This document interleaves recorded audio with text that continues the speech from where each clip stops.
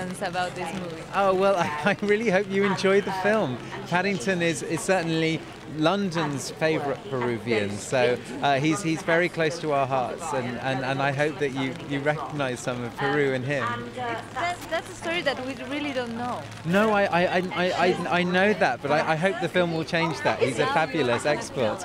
Exactly. What you can say about before Peruvians? I was very impressed. Well, Paddington's a small bear from the depths of the Amazon rainforest in darkest Peru, and I suppose I was looking at pictures of Cusco and Machu Picchu and the places to try to take inspiration for the landscape he might be from, but there's an earthquake and sadly his home is destroyed, so he's heard of London from an English explorer who was passing through many years ago, and he thinks of London as a warm, friendly, welcoming city and goes off in search of a new home, but of course he finds real London and it's a bit like this. It's raining when he first arrives and it's not the city of his dreams, but it slowly becomes part of his heart.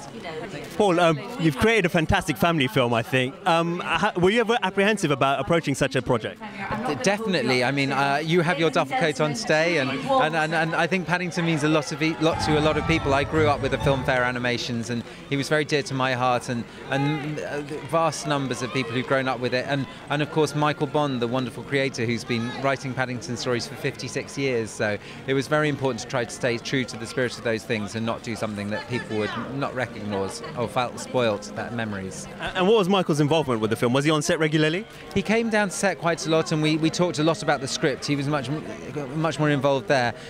And he read many drafts of the script, and he finally got to watch the finished thing a few days ago. And when he pronounced himself happy with it, it meant a huge amount to me personally. Yeah, and obviously working with such a CGI-heavy project as well, is that something that you've done before?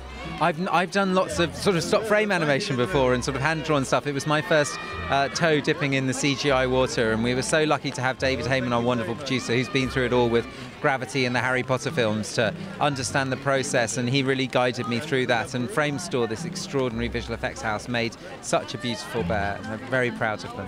Excellent. And obviously the film is left in a way where we could see more adventures. Would you be interested in doing that? Absolutely. I think there are many Paddington books and many Paddington stories, and I hope we get to tell a lot more. Excellent. Thank you very much. Really successful film, I think. Oh, thank you so much.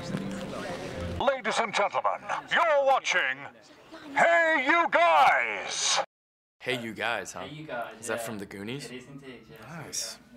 Hey You